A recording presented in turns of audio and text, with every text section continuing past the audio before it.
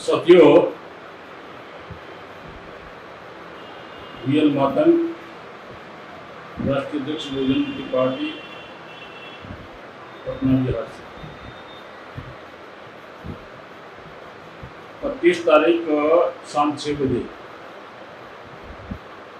Advocate Devjibhai Maheshwari की हत्या की गई थी। उसको पीछे से वार किया गया, धोखे से वार किया गया और उसकी हत्या हुई। और हम लोगों ने 25 तारीख नाइट में ही करीबन 7:30-8 बजे ये वीडियो वायरल किया था कि अगर 24 घंटे में पुलिस ने आरोपी को हिरासत में नहीं लिया, अरेस्ट नहीं किया, तो पूरे गुजरात में उग्र आंदोलन होगा, कच्छ में उग्र आंदोलन होगा। आप सबको मालूम है 24 घंटे के अंदर ही पुलिस तंत्र और गुजरात सरकार पर इतना दबाव महसूस हुआ कि 22 घंटे में 24 घंटे से अंदर 2 घंटे पहले ही बॉम्बे से अरेस्ट किया क्राइम ब्रांच ने और 5 लोगों को अरेस्ट किया। हम लोग इतने से संतुष्ट नहीं हुए और 26 तारीख को सीबीआई एडवोकेट देवजी महेश्वरी के जो हत्या का प्रकरण है उसमें सीबीआई की जांच होनी चाहिए, क्योंकि पुलिस कुछ लोगों को बचाने का प्रयास में थी, निष्क्रिय थी, फॉर्मेलिटी कर रही थी। तो हमने सीबीआई की डिमांड की, प्रधानमंत्री से लेकर गृह मंत्री से लेकर गुजरात सरकार से लेकर गुजरात हाईकोर्ट जज को भी हमने ये सीबीआई डिमांड की मांग की और तुरंत ही 27 तारीख को एसआईटी का गठन किया। ये भी आपके सामने है। और सीबीआई का डिमांड का प्रेशर इतना हुआ कि उनको एसआईटी गठित करना पड़ा, ये दिखाने के लिए कि हम लोग सक्रियता से इसमें रोल प्ले कर रहे हैं, निष्क्रिय नहीं है, ऐसा पुलिस और प्रशासन को लगा। एसआईटी गठित किया और उस एसआईटी को भी कम से कम 24 घंटे उन्होंने कोई ठोस रिजल्ट नहीं लाया। तो हमने कल रणनीति और एक बनाई थी कि गुजरात हाईकोर्ट में कल केस डाला और चीफ जस्टिस ऑफ गुजरात को ये जानकारी दी गई कि एसआईटी बिल्कुल निष्क्रिय है और उसकी सुनवाई हो एसआईटी को बुलाकर। तो आज 11 बजे एसआईटी को गुजरात हाईकोर्ट में पेश होना था। ऐसा एडवोकेट राजकुमार थोरात ने बताया, जानकारी उपलब्ध हुई। अभी एसआईटी को गुजरात हाईकोर्ट के समक्ष अपना परफॉर्मेंस दिखाना था कि 24 घंटे में आपने क्या किया। इसलिए तुरंत कल रात को बाकी के 3 आरोपियों को भी अरेस्ट किया। 9 आरोपी उनको मजबूरी में अरेस्ट करना पड़ा। इसके साथ साथ हमने ये तय किया है कि 9 आरोपी का 3 महीने का कोर्ट डिटेल भी एसआईटी को लेना चाहिए। हाईकोर्ट में मांगने वाले हैं। जो मुख्य आरोपी है उसका भी 3 महीने का कोर्ट डिटेल, उसको भी हम हाईकोर्ट में मांगने वाले हैं।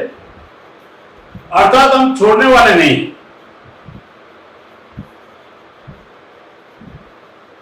ये 9 लोगों को कल अरेस्ट किया। आज सुबह अरेस्ट हुए ऐसा पुलिस ने लिख कर दिया। और लेटर लेने के बाद ही मीनाक्षी बेन ने एडवोकेट देवजी भाई महेश्वरी की बॉडी को रिसीव किया। मीनाक्षी बहन भारत की महिलाओं के लिए एक ऐतिहासिक उदाहरण बन गई। ऐसी कोई वीरांगना मुश्किल होगी कि पति की लाश सामने पड़ी और मैदान में अपने पति के न्याय के लिए लगातार 4 दिन तक अपना संघर्ष शुरू रखा। और उन सभी कार्यकर्ताओं को मैं तहे दिल से शुक्रिया अदा करता हूं कि जिन्होंने पूरे गुजरात में अलग अलग संगठन के लोगों ने भी लगातार 4 दिन इस संघर्ष में मीनाक्षी बहन के साथ खड़े हुए। और ये आज एडवोकेट देवजी भाई महेश्वरी की बॉडी रिसीव की गई और उसकी शमशान यात्रा निकलने वाली है। अभी तैयारी चल रही है रापर में। मुझे लगता है दुनिया की सबसे बड़ी शमशान यात्रा ये होगी। 235 किलोमीटर रापर से जहां उनको लेके जाना है उनके वतन में और जहां उनको दफन विधि करना है, वो एरिया पूज्य श्री धनी महातन के सुपुत्र गुरुतर और मध्यादेव के वहां उनको दफन करना है। 235 किलोमीटर की लंबी शमशान यात्रा, शायद भारत के इतिहास में नहीं, दुनिया के इतिहास में पहली लंबी यात्रा शमशान यात्रा इतनी बड़ी लंबी होगी। दूसरी बात कि देवजी भाई महेश्वरी, एडवोकेट देवजी भाई महेश्वरी जिंदा थे तब तक कंटिन्यू निरंतर समाज को जोड़ने का काम किया और शहीद होने के बाद भी समाज को संगठित करके चले गए। जिंदा थे तब भी समाज को संगठित कर रहे थे और शहीद होने के बाद भी उनकी डेड बॉडी भी समाज को संगठित कर दिया। कहने का मतलब है जो लोग संगठन से जुड़े रहते हैं, जिनके पीछे समाज होता है और मरने के बाद भी लड़ाई जीत जाते हैं और शहीद होने के बाद भी लड़ाई जीत जाते हैं। तो ये एडवोकेट देवजी भाई महेश्वरी की ये सच्ची श्रद्धांजलि है। लड़ाई यहीं तक सीमित नहीं होगी, लड़ाई और भी आगे जाएगी। इंडियन लीगल प्रोफेशनल एसोसिएशन, उन्होंने भी अपने संगठन की ओर से केस दायर किया है। हाईकोर्ट और सुप्रीम कोर्ट तक पीछा छोड़ने वाले नहीं है। इस केस को हम हाईकोर्ट और सुप्रीम कोर्ट तक पीछा छोड़ने वाले नहीं। और फांसी के तख्ते पर ही पहुंचाकर एग्जाम लेंगे ताकि दोबारा कोई इस तरह की घटना को अंजाम न दे। साथियों, मेरा ये कहना है कि आज की जो शमशान यात्रा है वो ऐतिहासिक हो जाना चाहिए। जगह जगह जहां भी कार्यकर्ता है बहुजन मुक्ति पार्टी के और जगह जगह वाम से विंगों के जितने भी कार्यकर्ता है, जहां से शमशान यात्रा अगर गुजरती है वहां से पूरा तामझाम के साथ अगले पड़ाव तक उसको लेके जाए और अगले पड़ाव तक लेके जाए। भीड़ कम होनी नहीं चाहिए, लाखों की संख्या में शमशान यात्रा होनी चाहिए।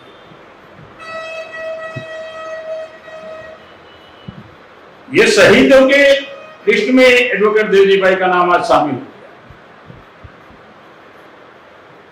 एडवोकेट देवजी भाई महेश्वरी का नाम आज शहीदों की लिस्ट में शामिल हो गया और मैं तहे दिल से शुक्रिया अदा करता हूं मीनाक्षी बहन का, जिन्होंने किसी के भी दबाव में नहीं, किसी के दबाव में भी नहीं, अलग अलग पॉलिटिकल विंग्स वाले दबाव दे रहे थे उनके नहीं, प्रशासन के दबाव में भी नहीं, अपने निर्णय पर उन्होंने आखिरी दम तक, ये निर्णय उनका आखिरी दम तक दृढ़ मनोबल, दृढ़ संकल्पित था। जब तक अरेस्ट नहीं होते 9 लोग तब तक बॉडी रिसीव नहीं होती। और उससे भी ज्यादा मैं शुक्रिया अदा करता हूं तहे दिल से, जो पर्दे के पीछे जो दिख नहीं रहे वो है देवजी भाई के पिताजी और उनकी माताजी। उन्होंने कहा कि हमारी बहू जो फैसला करेगी वो ही मान्य होगा। प्रशासन ये कर सकता था कि उनके पिताजी और उनकी माताजी को हैंडओवर कर सकता था बॉडी, कि माँ बाप ने स्वीकार कर लिया और इस दावपेच में लगे रहे थे बहुत सारे लोग। लेकिन मैं देवजी भाई के माताजी और पिताजी को भी सैल्यूट करता हूं, धन्यवाद देता हूं कि उन्होंने इतना बड़ा फैसला लिया कि हमारी बहू जो मैदान में जो भी निर्णय लेगी वो ही हमें मान्य होगा। कम लोगों को ये जानकारी है उनके माताजी और पिताजी के इस फैसले की। तो ये जो लड़ाई है, ये लड़ाई यहीं तक सीमित होने वाली नहीं है। हम लोग अभी संगठित शक्ति से इसका मुकाबला करेंगे, जैसे आपने कल वामन मेथराम साहब को भी सुना होगा। मीडिया वाले गुमराह कर रहे थे, भारतीय मीडिया को कंगना रनावत दिखती है, भारतीय मीडिया को कमलेश तिवारी की हत्या होती है तो उसकी माताजी को लगातार दिखाते हैं, लेकिन 4 दिन से मीनाक्षी बहन को दिखाया नहीं। तो मीडिया ने गलत छापा, आइसोलेट करना चाहा एक जाति तक के महेश्वरी की हत्या एक ब्राह्मण ने की। वास्तव में देवजी भाई की लड़ाई SC ST OBC और माइनॉरिटी की थी। वो बहुजन समाज के लीडर थे, बहुजन समाज का प्रतिनिधित्व कर रहे थे, किसी एक जाति बिरादरी का नहीं। उस मीडिया को भी हम लोगों ने चैलेंज किया है। तो ये जो आज की ये यात्रा यहीं तक सीमित नहीं होगी, उसकी आवाज इतिहास में जब तक हमारा संघर्ष शुरू रहेगा तब तक देवजी भाई की आवाज सुनाई देगी। जब तक महिलाओं को अधिकार की लड़ाई लड़ने के लिए जब प्रेरित करने की बात आएगी तो इतिहास में एक नाम मीनाक्षी बहन का भी जरूर आएगा। जैसे बाबा साहब अम्बेडकर ने कहा था, अपने अधिकार के लिए दृढ़ संकल्प से महिला को आगे आना चाहिए, उनमें से मीनाक्षी बहन का नाम हमेशा आगे आएगा। अभी इतना ही कहना चाहता हूं। कच्छ के सभी कार्यकर्ताओं को तहे दिल से शुक्रिया अदा करता हूं। मुझे इस बात का अफसोस है मैं आपके बीच में नहीं पहुंच पा रहा हूं, लेकिन मेरे कार्यकर्ता, मेरे साथी, मेरे शुभचिंतक, मेरे केडर, मेरे कार्यकर्ता मेरी अनुपस्थिति में और यहाँ से जो भी कंटिन्यू 24 घंटे कंटिन्यू में संपर्क में था, तो आज की इस शमशान यात्रा में लाखों की संख्या में लोग पहुंचे और इसको लाइव किया जाए, पूरा भारत देखे, ऐसी MNTV से भी गुजारिश करता हूँ। और सच्चे मन से और सच्चे दिल से अपने उद्देश्य पूर्ति के लिए देवजी भाई ने जो शहीद हुए, मैं उनको सच्चे दिल से श्रद्धांजलि व्यक्त करता हूँ। धन्यवाद। जय मनोज।